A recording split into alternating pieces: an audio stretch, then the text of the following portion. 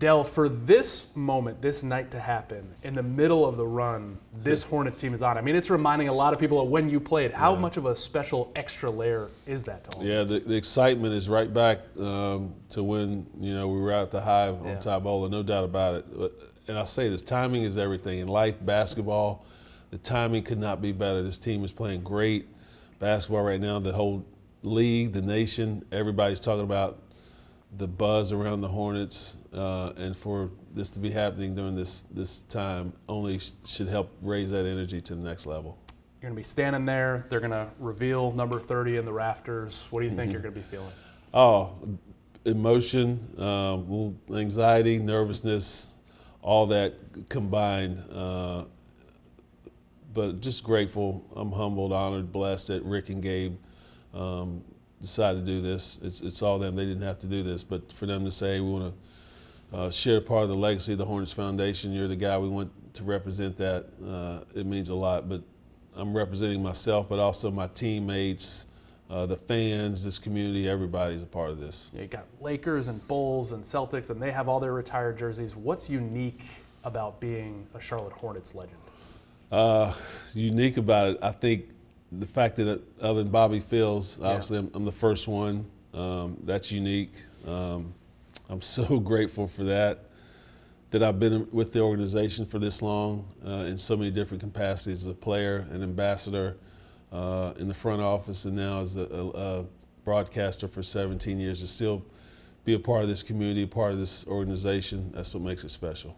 Back in 1988, the expansion draft, what did you know about what might happen and what was going on for you and your young family at that point? Well, I knew I'd be drafted in the expansion draft. Wayne Emery, who's the GM of the Cleveland Cavaliers back then, he called me and said, hey, we're going to leave you unprotected. It was between you and Craig Elo. And he said, we think Craig Elo has a better shot at guarding Michael Jordan. I said, Wayne, I respect that. Good luck with that. And he knew I'd be taken rather quickly in the expansion draft. I was hoping Charlotte. Grew up 4.5 hours from here. So right away, Charlotte felt like home. City wrapped their arms around me, and 24-year-old kid trying to figure out how to make a career in the NBA, and I've been here ever since. You ever send him that picture of MJ and Elo? He's probably been reminded that a lot along the way. Man, you hit some big shots all the way through and in that 93 series. I think you had 27 in Game 3, Boston, big shots again in Game 4.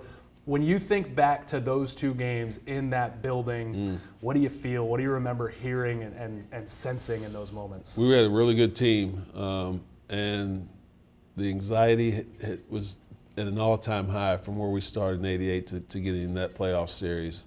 I was kind of numb to what was going on around me. I was so focused in on the game, but after the game, it was just a sense of relief, gratitude to the fans who'd stuck by us for a long time of not winning a lot of games, and they were waiting for that opportunity. So to give them that felt wonderful. What was it like as a Charlotte Hornet in those days? I mean, we know about people now who had starter jacket, Hornets jackets in Europe. I mean, it was such a global brand and a global thing. I mean, was there a moment where you kind of realized that for the first time? Quickly, the purple and teal, it's a great combination, great color. And we see that now with the way the Hornets are playing. That kind of vibe is coming back on the road.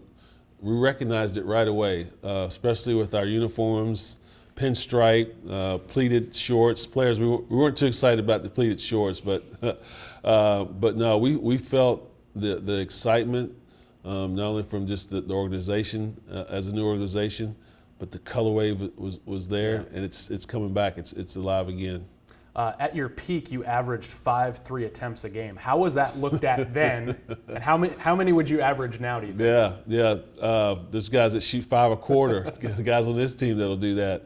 I was one guy on the team that was allowed to do that. 5 threes back then was a lot. You had a very few select guys that had the green light to do that. I was proud to be one of those guys, and that didn't come. You just didn't get handed that job. You had to earn it. You had to have respect to the coach, and also respect to the crowd, because the crowd they know who should be shooting those threes and who shouldn't. So for that to be my niche, when I finally felt like, okay, every team needs a three-point shooter. Even back then, even though we didn't take a lot, every team still needed a guy who could put the ball in the hole. I knew that was the way for me to make a career. What does it mean to you to see Steph wear number 30 and to see Seth do it in a Hornets jersey? Yeah, Seth was first to say, hey, I'm the last guy to wear that jersey before it goes in the rafters, and I didn't think about that. So proud of that as well. But for them to go to college first and pick up their dad's jersey and want that number, I was very proud of that.